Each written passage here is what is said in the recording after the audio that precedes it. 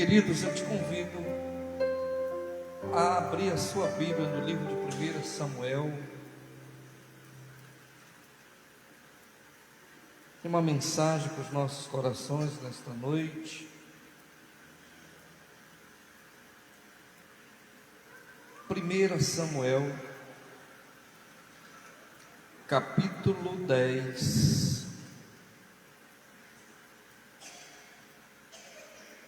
Vamos ler alguns versículos desse capítulo até chegar ao versículo que eu quero trabalhar nesta noite. O tema da nossa mensagem, queridos, é: minhas mudanças determinam quem eu sou em Deus. Amém?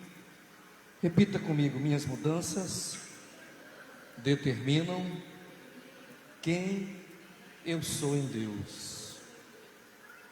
Nós só vamos conseguir viver verdadeiramente aquilo que a Bíblia diz que nós somos, se nós quisermos verdadeiramente entrar nessa embarcação da mudança, queridos. A Bíblia, ela é perfeita, ela é imutável. A promessa de Deus, ela não vai acontecer, ela já aconteceu no mundo espiritual para as nossas vidas. É por isso que Deus me deu esse tema, que as minhas mudanças vão determinar quem eu sou, ou quem eu quero, o que eu preciso, o que eu vou fazer. Porque se eu continuar vivendo a maneira que eu estou vivendo, queridos, vou ser mais um que vou entrar no histórico daqueles que se frustraram. Você sabia que está se formando uma grande multidão de crentes frustrados? Sabia disso? É fácil hoje nós identificarmos, querido. Um crente frustrado, ele perde o desejo de ler Bíblia, ele perde o desejo de estar na igreja, cultuando, congregando. Um crente frustrado, ele dá desculpas para tudo. Então, as minhas mudanças, e quando eu digo as minhas mudanças, eu estou dizendo, queridos, é eu tomar posse de tudo aquilo que a Bíblia diz que eu sou. Porque o Senhor chamou para mudar a história do homem. Vou falar de alguns personagens bíblicos que Deus pegou e mudou o nome dele, mas também mudou a história dele. Homens que Deus não somente mudou, Deus fez o trabalho dele. Deus pegou assim: olha, vou mudar o teu nome. Vamos logo direto no versículo 6, para você entender. Você lê junto comigo, ou tira um tempinho para ler o capítulo 10 de 1 Samuel. Mas o versículo 6 vai dizer o seguinte: vai contar a história do chamado de Saul. Só simplificando para você, vai contar a história do chamado de Saul, o que ele estava fazendo, a procura de animais do seu pai. E ele foi pegado no meio do caminho. Ele saiu para fazer algo, mas quando ele voltou para a casa do seu pai, ele já voltou com o nome mudado. Vamos ler isso. 1 Samuel 10,6 nos diz: o Espírito do Senhor se apossará de ti, e profetizarás.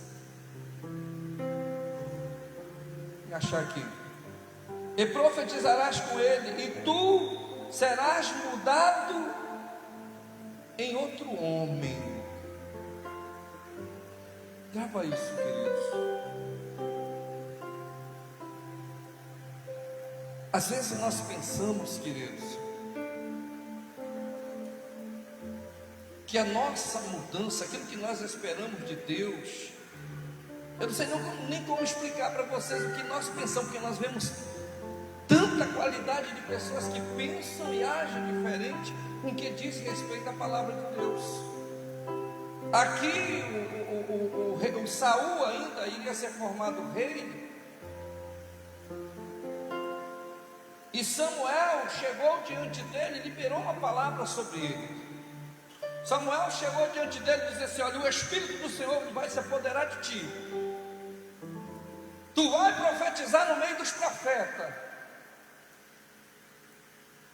Você será transformado num novo homem. E Saul pegou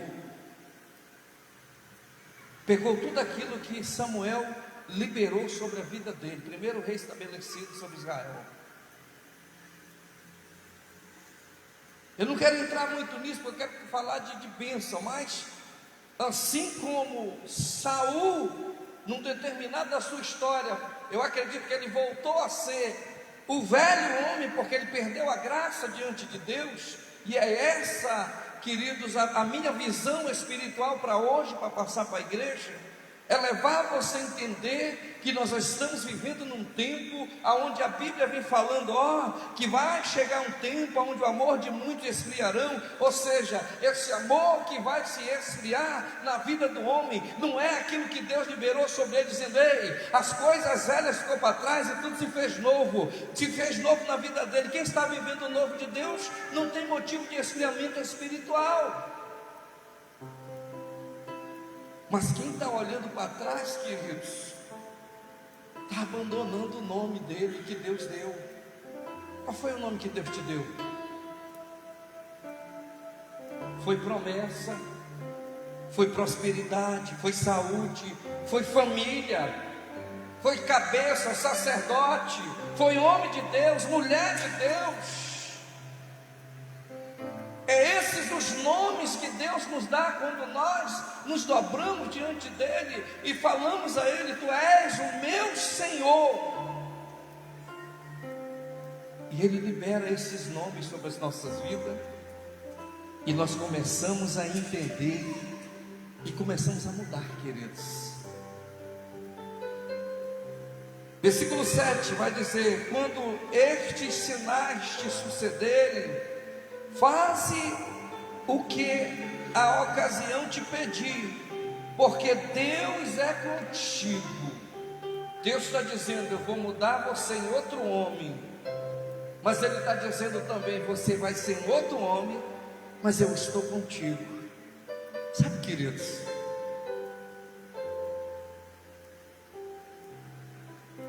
o nosso defeito como pessoas, como seres mortais, é que no meio dessa caminhada nós paramos, deixamos de acreditar. Às vezes nós damos mais crédito a uma cibalena, já ouviu isso? A uma cibalena do que a promessa de Deus para as nossas vidas.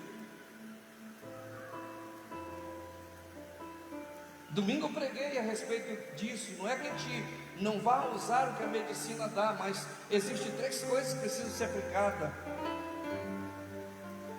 a medicina, o consultório,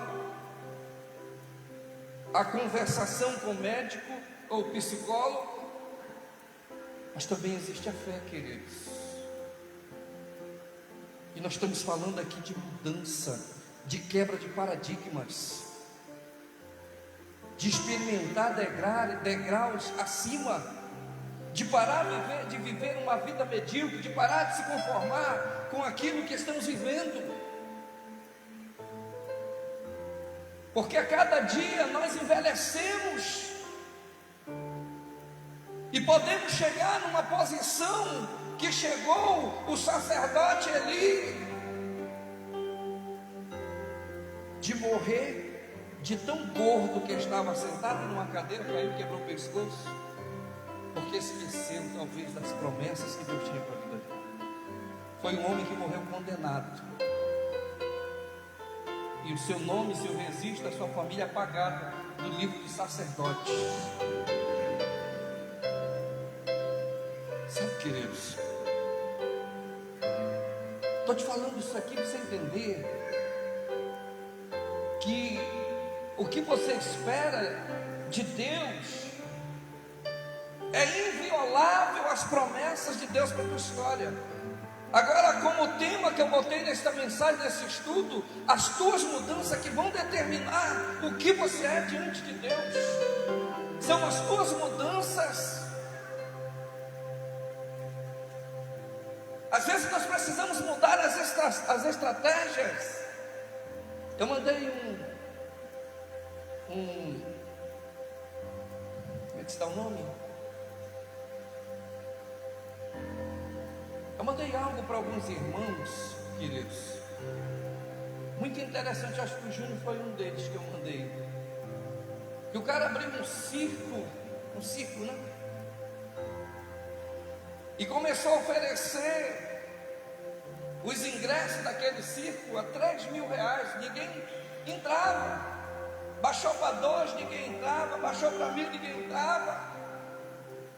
E ele disse assim: está aberto, a bilheteria é gratuita, todo mundo pode entrar. E todo mundo entrou. E quando todo mundo estava lá dentro, ele abriu a jaula dos leões e disse para o povo: a entrada foi gratuita, mas para sair tem que pagar R$5.000. E todo mundo pagou, queridos. É isso que a Bíblia está dizendo aqui, é as minhas mudanças. As estratégias que eu estou usando, se não estão dando certo diante de Deus, eu preciso ir para diante dele e dizer: Senhor, o que é que eu preciso fazer? Lembra lá de Salmo 139, 16? Senhor, o que é que eu preciso saber? O que é que está escrito no meu livro aí que o Senhor preparou para mim? Sabe, queridos,